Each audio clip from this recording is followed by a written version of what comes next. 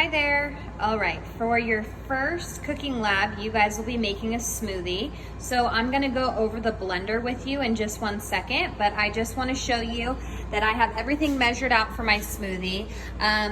We have gotten some of these in the past, but I just wanted to show you it's really easy and affordable to get some frozen fruit for smoothies. Walmart has great variety: strawberries, frozen banana slices, mango chunks, and they'll last up into your freezer for months. So something to think about: if you don't have fresh ingredients, that's okay. You can use some type of frozen, or if you have fresh and then they're going bad, stick them in the freezer and preserve them that way. You can also use nuts, dried fruit. If the fruit is a little bit too dry, you could always rehydrate it with a little bit of water. But here you can see I have everything measured out. I am going to be making a strawberry banana orange smoothie, but I also had some fresh blueberries, so I'm gonna throw those in there. Before we start the actual smoothie, I wanted to go over the blender with you. So in the kitchens, everybody has a blender here. If you've never used a blender before, I'm gonna show you how to use it. So it is unplugged right now. The little piece just fits right on top here. The lid comes off, making sure that it is tight on here when you do go to smooth everything out. On here is different buttons, so they indicate different things. So we have a whisk attachment, we have a little bar glass, it looks like, something that looks like a milkshake, something that looks like vegetables on here, and soup, and then this is more of like a hearty vegetable type too. So this would be over here, it looks like a pulse, and that's when you want to pulse your blender. If you want to mix something just by pulsing it, not having it fully blend. And then this controls it to go down, and this controls it to go up here. So I'm going to plug it in. I'm going to make sure everything's working. Yes, we got it all going. I'm actually going to turn this around here so you guys can see.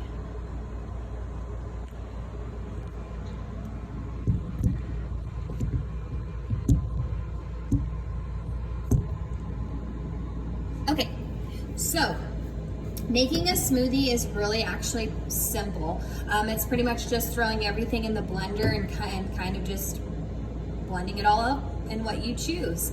But you do have to follow some instructions, and I'm asking you specifically for this cooking lab. And you'll see every time we do a cooking lab, if it's at home or if it's in the classroom, I give you a specific recipe to follow.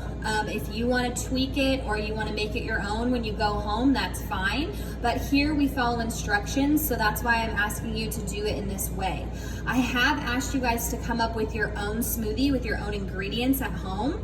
That's up to you and what you have available. But I would like you to follow this ingredients this way for measurement wise, and that would be 2.5 cups of any type of fruit, fresh fruit, frozen fruit, a combination, but it needs to be 2 to 2.5 cups.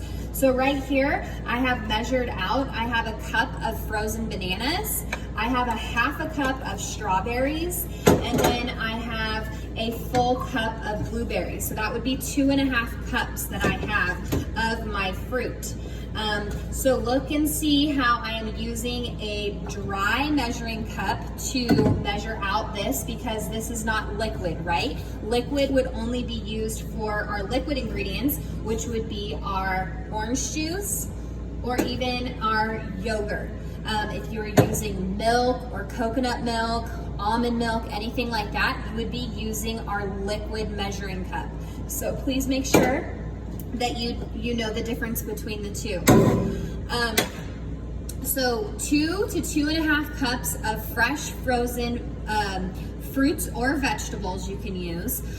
1 cup of liquid, so this needs to be some sort of juice, or it could be a dairy product, like I said. It could be orange juice, like I'm using. It could be cranberry juice, pomegranate juice, pineapple juice, any type of juice you can use, or you can use some sort of dairy product, almond milk, cashew milk, the list goes on, right? So it just needs to be a liquid form. I would stay away from any water because that won't make it taste very good, and we already are getting our water from our ice. Then you need to have a cup of some sort of yogurt. This is where it can be optional. So you can use yogurt or you can use ice cream if you have it. You could use cottage cheese. You could use something like that, but it needs to be a dairy product that is going to thicken up your smoothie. Next, you need to use 1 to 1/2 cup of ice. And so I say you could use a full cup of ice or you can use a 1/2 cup of ice. And this depends on if your fruit is frozen or not. So if you're already using fruit that is all frozen here, then your ice doesn't need to be a full cup. You only need to start off with a 1/2 cup. And like I tell my students all the time, you can always add to an ingredient. You can't take away the ingredient. So if you add something too much into a recipe, you can't take that back. So why we add in increments. So I'm gonna start off with a 1/2 cup of ice, and if I see that I need it to be a little bit more icy, then I'll add a little bit more, right? So we add as we go. And then the last thing is a sweetener. So you can use sugar, honey, agave, any type of sweetener. And in this case, I'm actually using some maple syrup because I have that here with me. So we're just utilizing what we have at home. If for some reason you don't have any fruit, vegetables to make a smoothie, you're going to let me know and we'll work with what we have at your house. If not, we'll come up with some sort of other alternative assignment, okay? So never worry, we'll figure it out. So what we're going to do is we're going to actually place our fruit into the blender first. So I have all of my fruit. It's going to go right into the blender here. Then I'm going to add in my yogurt that I have already measured out. It's actually a strawberry yogurt. Then I'm going to add in my orange juice. And then I'm going to measure out, because I had told you guys that you only needed about a teaspoon or so of a sweetener. So this is a tablespoon, and I only filled it up about halfway, and there we go.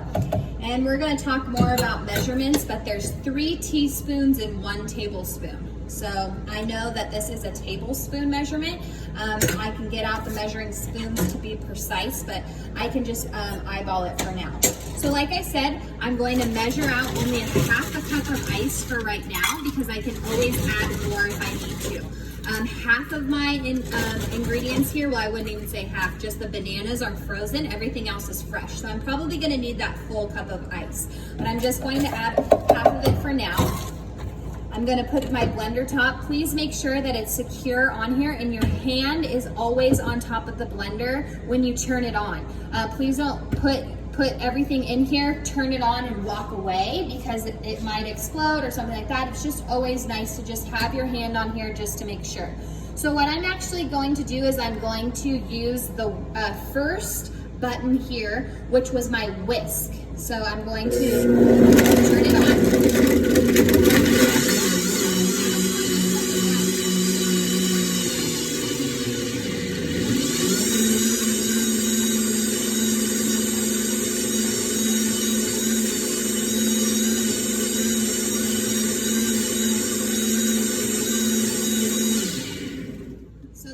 Pretty good. I can see that everything's mixed up, but to make sure, I'm going to take off the top, give it a little stir in here, and I can see that it's really liquidy. So I want to put more ice in there because I want it to be thicker. If you want more of a thicker consistency too, I highly suggest picking out a recipe that maybe has some ice cream in it or something like that. So what I'm going to do is I'm going to add more ice because I know I need it to be thicker. Putting the top on there, secure, having my hand, and putting it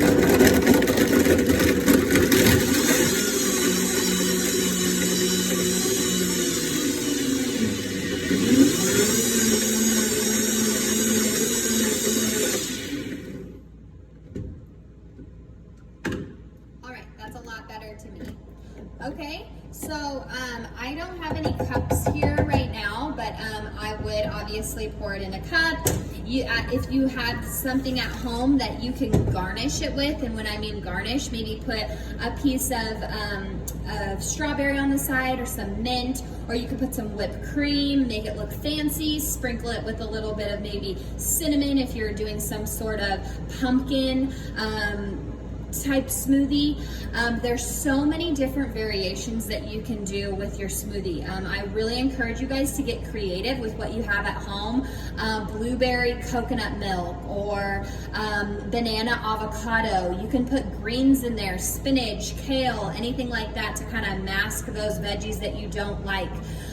You can make it more of a dessert, and you could do chocolate and peanut butter, add some chocolate chips if you have them, if you have some caramel chips or something like that. You can put nuts inside and make it more, like I said, of a dessert type. If you were in class, we would be doing something called Smoothie Wars, and it's been so much fun where we actually, each kitchen comes up with their own recipe and then everybody tries it and we vote which one's the best. So I really encourage you guys, even though we're not in class, to still kind of come up with something that is fun and exciting. You can even make 3 different types of smoothies and kind of doing it in Napoleon style, where maybe there's strawberry, banana, and coconut, and you can make it in 3 levels. Some people did that last year. Some people put some candy on top. Some people put cotton candy on top. They got so creative, and it was really fun to see what they came up with. So I really hope that you guys do the same at home and have fun with this, because this is your first cooking lab. I know you're not actually cooking on the stove, but this is something to get you used to ingredients, measuring things out, and having fun. Okay, so I look forward to what you guys are going to come up with for your smoothies, and I will see you online.